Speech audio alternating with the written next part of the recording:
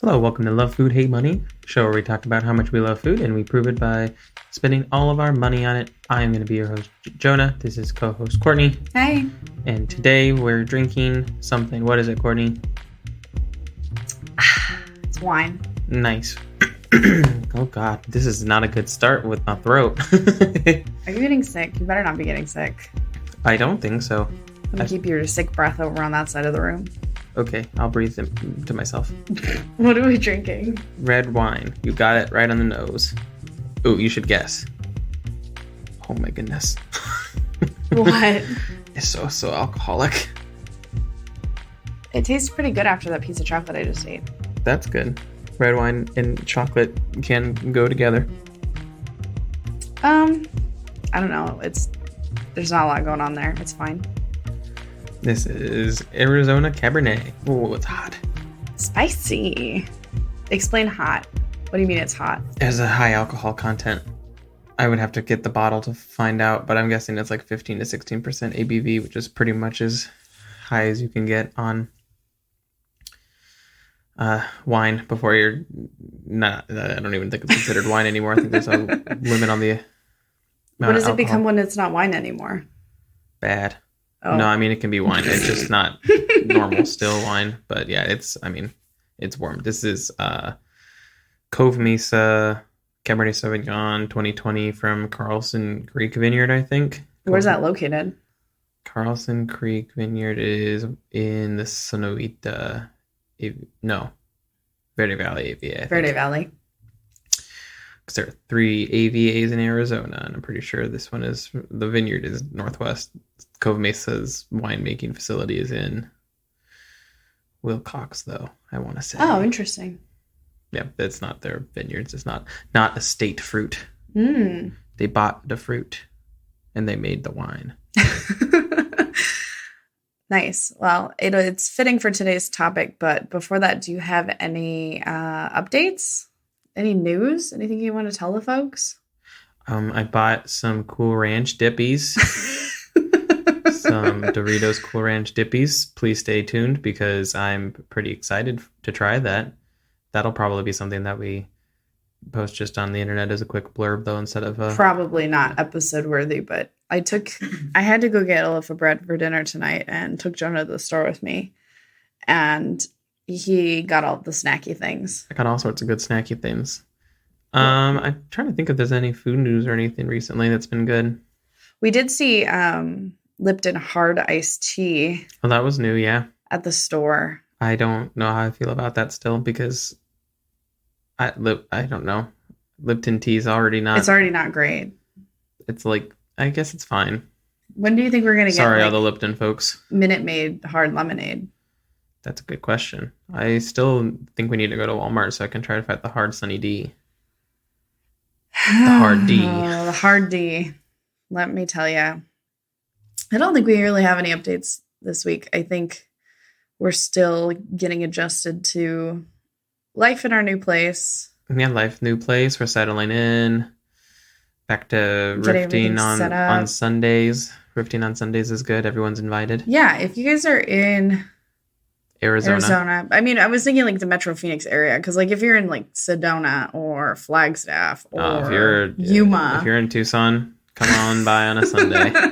It's the time. Every Sunday we go. Asterisk most every Sunday. It's been almost every Full Sunday. on Ron Burgundy. 50% of the time it works every time. Just message us. But we go to the Rift in Scottsdale, and our friends Nona Urban Eatery are there with their little food truck, and they did chilaquiles for a while, and then they did sushi, and then today they did focaccia sandwiches that were delicious. And we bring our own orange juice, and we make mimosas. It's very wonderful. It's a great time. So if you're ever free at noon on a Sunday and you want to hang out, that's where to find us. Prime time. I also want to circle back to the wine because I said that it just tastes like alcohol, and it's just a fruit-driven Cabernet Sauvignon. I feel like it's worth revisiting that. Lots of black fruit. Like which fruits? Blackberries and plums and sour cherry. Sour cherry would probably be a red fruit in the fruit families of wine. Unless it was a sour black cherry. Hawaiian punch. Ooh. Oh, yeah. Wait, that's Kool-Aid. So today we're just going to talk about something else that we did during the flood era.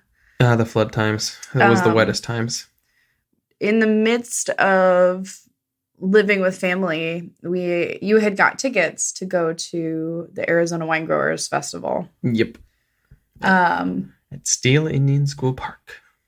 It ended up being like a really pretty day out. A little warm. It was a wonderful day. It was warm in the direct sunlight. I think it was only like 70 degrees, but standing in direct sunlight with a glass of wine in your hand made it seem hot. Yeah.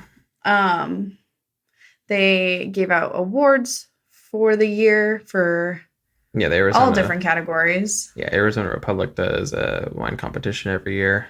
And, well, at least most years. I don't know if they did them during the pandemic or anything like that, but probably anyway. Not. They might have awarded things, just probably didn't do the event. Yeah. So, yeah, they did an award, a blind tasting that they brought in a panel of judges to and tasted, because I helped volunteer at that event, or at least at the tasting thing. I think there were probably about 500 different wines that were poured. They really tasted 500 wines? Yeah. They broke it apart. Holy crap. Every group had a specific, all right, you're focused on rosés and you're focused on this thing. And then each panel would then submit that to another thing. And yeah, it was a lot of wine. It was fun. Yeah. And what was your role in that? I just poured wine.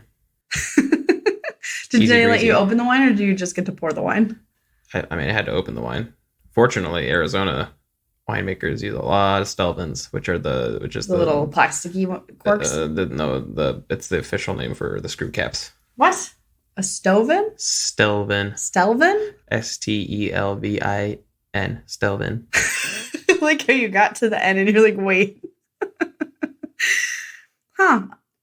I mean, screw top is very convenient. It is, and I would say that I've never had any issues with wines with the screw tops, but I actually had one the other day while I was at work where the full enclosure, not the screw top itself, but the entire enclosure where the screw top attaches to the neck of the bottle was loose, and so wine was leaking out of it at work. That was weird. Oh, that's super weird. Never seen it before. Is there pros cons to cork versus Stelvins? That gets argued back and forth quite a bit. I'm gonna say that grand scheme of things, no. A lot of it's perception based. You heard it here, folks. I mean, there's people that will say that the cork bottle aging with a cork bottle is gonna make the wine age differently than if it was a Stelvin enclosure, but that you're talking couple decades to notice. Cellaring wine. Yeah, if you're gonna throw your Bordeaux in the cellar for 30 years and then come back to it, that cork enclosure versus a screw cap might make a difference, but also you're not getting much, if any, Bordeaux with Stelvin enclosures. So that's just not how they do it. Real hard to have a frame of reference. So that was cool. So you went and volunteered at that event, and the way they thanked you. What? You went and volunteered at that event. Yeah, but you made a weird series of sounds. I don't think it was English. It sounded like halfway between English and French. Well, that is how I speak now. They gave you the tickets, so we got to go to this event. Mm-hmm. Yep, it was a fun volunteer opportunity. Got to interact with some cool people in the local wine industry and a couple people that I knew. I was asked to work it because of someone that I got a connection with, so that was nice to go see them. And then we got as a kickback, we got to take home some of the wines, and we got some wines. Yeah. Do you want to talk about how many bottles of wine we had open at one time in our home? Let's see. I think there's pictures of it. Didn't you post pictures of it on the internet? Yeah, it was 30-something bottles of wine. Well, I was gifted the 6 that were unopened, and then there was 24 open bottles because I brought 2 cases of open. That was good. Plus what we already had at home. Which was 2 or 3 bottles because I had just had some left over from events at another job. Perks of the industry, folks. That was crazy. Yeah, so we went to this event. I feel like my only frame of reference for that type of event was like the cocktail weekend, which we talked about on last episode. Mm-hmm. Yeah, because we've never been to any of like the big beer festivals or anything locally, so we're not. We don't frequent the alcohol festival circuit. Yeah. Yet. Well, now it's part sweet of, boy. Now it's part of our job. Yes. So we have to. Yeah, for science. So if you work any of those festivals, you have to invite us. It's the rules. For science. I thought it was really cool. You walked in and they gave you a little like a cheap plastic glass. It wasn't a glass if it was plastic. It was like a plastic wine cup vessel. But it had the branding for the event on it. And you went around, you got tickets. Mm-hmm. And unlike other events, they were like very serious about taking your tickets. Yeah, there had to be a financial kickback on those tickets because people were like, no, ticket like, now. Give me your ticket. So I want to say you got like 10 with admission or 8. I think it might have been 8. 8. And then we got another. Then you bought some extra ones because you wanted to try some other stuff. Mm-hmm. But then we kind of went around. We got to look at all of the cool setups and all the local wineries, which is, I didn't realize there were so many. A couple of the local wineries, asterisk. There's more than that? I think right now there's 100. I'd have to look it up. I think there's 110 bonded wineries in Arizona right now. Really? I had no idea. Yeah. It's definitely over 100. Last time that I looked over. But would you say there was like maybe 12 or 15 there for the event? I think there were 30 at the event. I feel like there were 30 tents at the event. I don't feel like there was that many wineries. I could be wrong, but we'll have to go back. We'll have to get our crack research team going. There was a good amount of wineries. A lot of I think there was only maybe 2 or 3 notable ones missing. Because I don't think Sand Reckoner was there, and they make pretty good wine, or have made pretty good wine, at least in my experience. I don't remember seeing Pillsbury there. Were they there? I don't think they were there, but I know they were mentioned. Yeah. Because I think they got an award or something. Yeah, I think one of the wines that they submitted medaled in something, but that's another pretty well-established winery that wasn't there. But other than that, a lot of the hits. We saw that lead singer from Tool. Yep. For a moment, he was there. He was there. We saw him. Good old Maynard James Keenan. Big advocate for Arizona wine. Yeah. Partially as a crummy commercial for his own benefit, but also helps the industry. Other people in the industry out. So hard to fault him on that. That's more or less one of the rumors on how Arizona wine started anyway. Tell us the rumor. We want to know. There's a soil scientist. I think his last name was Dutt. Worked at U of A, and he had was basically put together a research study of different cash crops that Arizona could grow, and wine grapes came up as one of them, or he came up with wine as one of them, but also he had the rumors that he had land already, so he was like, hey, look, it's going to work, and then it kind of grew additionally from there. Oh. That's one of the tales of the tape. One of the folklore on the Arizona wine industry. That, and I think probably religion. I'm sure that there were missions in Arizona that had wine for sacrament before, like Arizona wine as we know it happened. Right, before Arizona, modern era. Yeah, before, what would that be? Modern era? BME. Before modern era. What I appreciated about this festival is that they also had like other local vendors. Like it wasn't just tasting wine. It was like, oh, you could buy handmade jewelry and soaps and hats and smoked cheese. Damn cheese I've ever had in my life. Honestly, guys, the cheese was the best part of the festival. And I mean that in no offense to any of the winemakers. Your wine is great. But until a lot of good wines we tried, but that the man hands you a cracker with smoked cream cheese on it, you just haven't lived. It was really good. I don't like cream cheese. I was kind of scared to taste it. And then he made eye contact with me and handed me that cracker, and everything was different. Everything was different. We bought a whole container. I think we spent like $40 on cheese. And then I ate the whole container by myself for the most part because we didn't really eat much of it.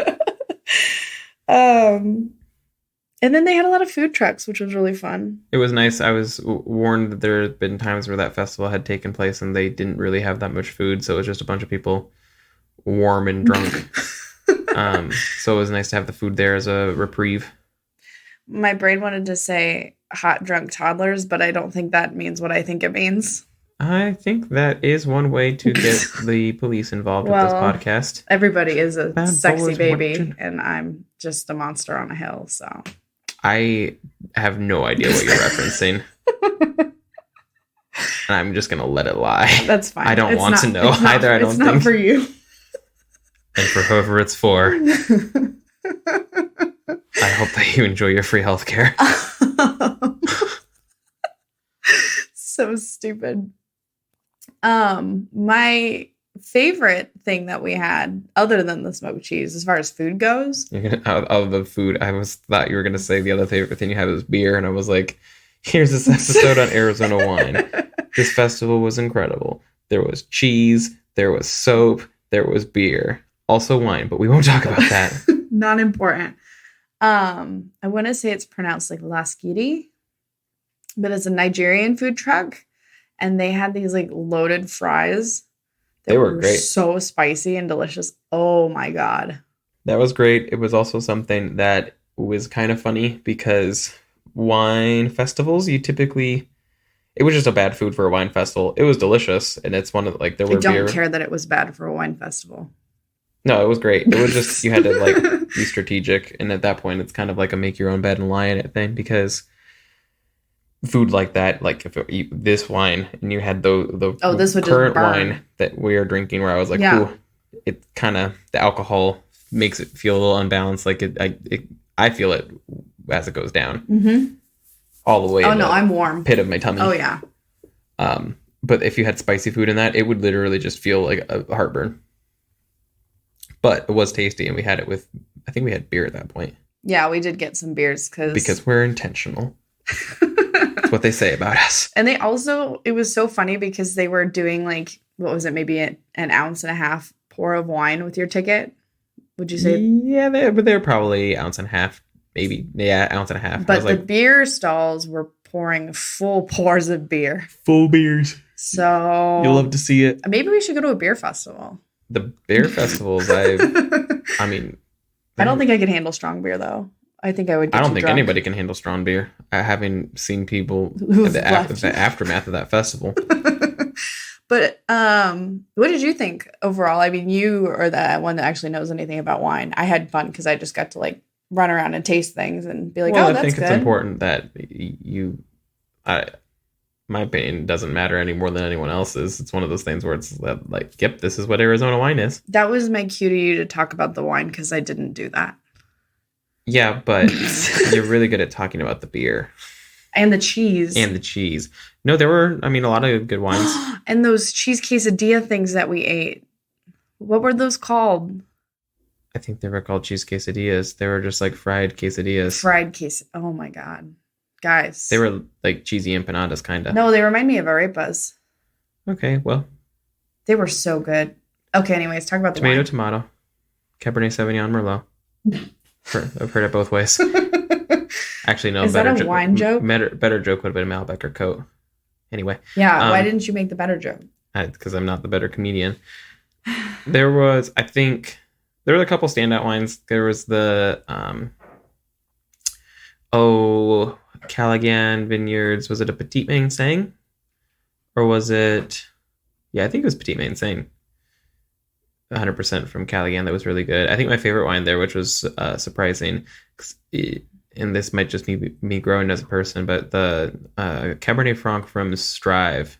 That one was really tasty. Was delicious. It was pretty elegant for Arizona wine. Arizona wines typically are pretty ripe and you'd feel it, but it was a pretty finessed Cabernet Franc. It was delicious. We got to try the winning sparkling wine from Javelina Leap. That tasted like sparkling wine. It was good. Let's see. Went on the baby kissing tour, went over to Los Miliches and had some of the rosé. He's making better and better wines. So it was nice to see. Vino Stash. We had just done an event with them the week before. Yeah, that was fun. I got to see Brooke. To see Brooke. Brooke and Co. Mm-hmm. Her wines are all fun. She learned from Kent. But yeah, I mean, Arizona Wine's a real small community. 100 wineries sounds like a lot, but grand scheme, not really, considering they're all within a couple feet of each other. I think one of my favorite things about the event was that as you go to the tents, you realize that everybody who's working the booth is family, because it's at its core, all family businesses, agriculture, it's farming. And so everybody had name tags on that were working the booths, and you'd be like, oh, yeah, everybody's got the same last name. Like, this is a family business. I thought that was really cool. And then I also thought that it was cute seeing all the winemakers go to each other's tents and like compare notes and like try each other's wines. Yeah, a lot of them are friends, and it's from my understanding, one of the kinder wine communities. Not as cutthroat as some can be. Really? Especially for newer up and coming industries, or I say newer up and coming. It's been around since the 80s, realistically, as far as the modern era goes. But weren't you saying, like, before we started recording, you were talking about how like as it continues to develop and like the longer that the vines are in the ground and that kind of stuff, like the wine's going to develop and change. Yes, wines, the age of the vines affect flavor. Just what vines are being planted affects things.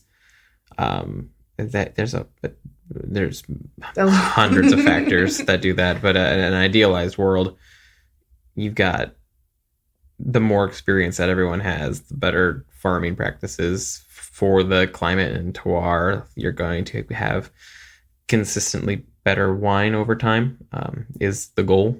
Yeah. And it will be interesting to see how it continues to develop, and if we're getting more, I mean, knock on wood, but with climate change, Arizona wine growing is going to continue to get more and more precarious. So, I mean, fortunately, we don't have the wildfires that have ruined entire vintages in California and things like that. I can't imagine how stressful that would be. I tasted. It's funny. We've got a wine on our list right now that's a 2020 from Napa Valley. That's really good. It wasn't the fruit wasn't affected by the smoke at all. And if it was negligible. At least it's not apparent in bottle yet. And it's funny though, because it's a pretty expensive pour of wine. Yeah, because it'd have to charge just to like. Well, not even that. Like, it's that bottle by default. I think it's a couple $100 bottle. We're pouring the actual like 5 or 6 ounce pours. I can't remember what the house pour is right now, but each glass is $55, I think. But we're pouring it by the glass. Gosh. And so it's a funny point though, because we all got tasted on like a teeny tiny lick of it. And it was like, yeah, no, it's fine. And the cellar manager made a note over the somm. He was like, hey, like, people are going to ask about it because 2020 kind of ruined Napa. And this winemaker is fully aware, and he made the wine and deemed it good to go. So we're not going to serve people absolute shit for shit's sake.